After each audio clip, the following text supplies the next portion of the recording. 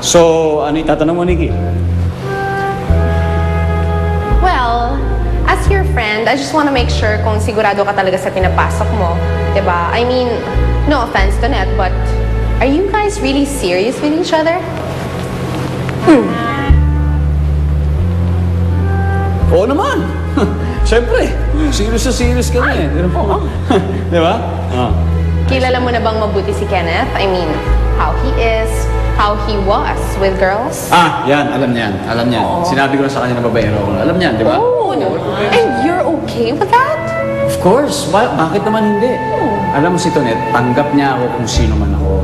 Kasi ganun talaga kami. Pag magbe-best friends, di ba? Kahit ano ka pa, hindi ka niya iiwan, hindi ka niya basta na lang ilalaglag, di ba? So, ganun kami. Di ba? Kailan lang kayo nagkakilala? Mag-best friends na kayo kaagad?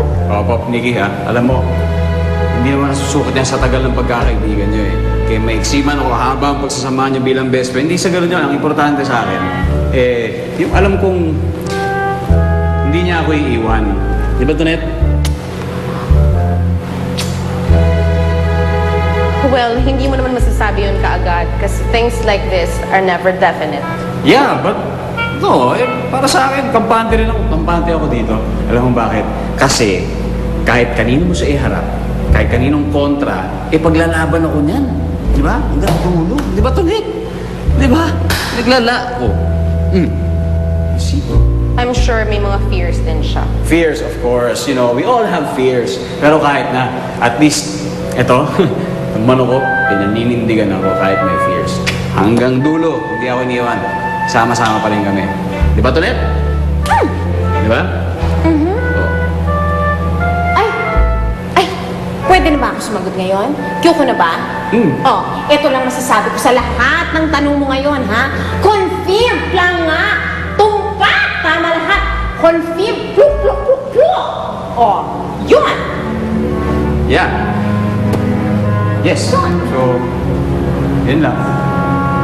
I hope I answered all your questions. Sandali lang! Halika na! Go na! Yeah. So we have to go. Thank you for the dinner. And thank you for coming. See you again. Yep. Thank you rin po. I see you again. Next time. Tito, thank you, Tita. Nikki. Good night. Salamat po. Thank po. It was lovely to have met you, Tanet. Yang kapatid mo talaga, wala nang ginawang matino. Papa, alam nyo, let's just be happy for him. Happy? How can I be happy? Kahiya-hiya itong mga pinasukan niya. Ano ang sasabihin ng aking mga kumpadre na nagpalaki akong lalaki na pumapatol sa bakla? Lovely? Oh, you look lovely too. Thank you. Ang bait-bait mo talaga, Nina. Alam mo, ikaw ha, winner ka talaga, te. Ang ganda-ganda mo talaga. Alam mo, pihado ko ha. Alas 3 ng umaga pa lang yung paandar mo dyan sa hair mo. Let's go. Talaga. Halika na. I'll see you soon, Sige po, thank you. Halika na. Good night. Let's Good go. night. Bye. Good night. Bye-bye. Good night. Okay.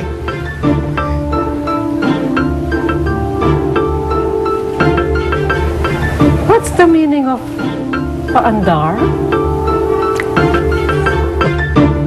I know it's a bit unconventional, pero siya naman ang pumili nun eh. Subukan na lang natin intindihin. Ay, talaga, no way ko maintindihan yan. Nor can I accept this situation. Baka naman naghahanap lang si Kenneth ng pagmamahal. Kasi naman ikaw, Henry eh. All you do is push him away. Tignan mo tuloy ang nangyari. Sa iba pang tao nakahanap ng pagmamahal at pagtingin, dapat tayo ang nagbibigay at nagpaparamdam. Let's go.